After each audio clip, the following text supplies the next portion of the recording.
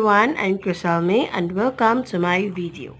In this video, I guide you through the procedure in developing instructional materials. I'll also show you a creative and low-cost instructional materials made from recycled materials. Let's go over the procedures in developing effective instructional materials.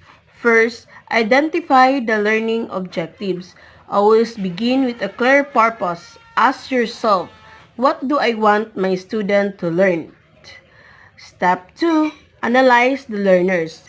Consider their goal level, interests, and abilities.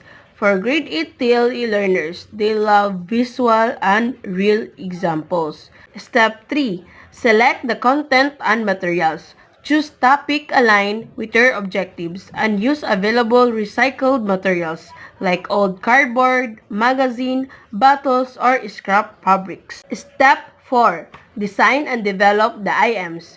Get creative. For example, make the parts of the flowers using recycled cardboard. Print or draw picture of part of the flowers and label them properly.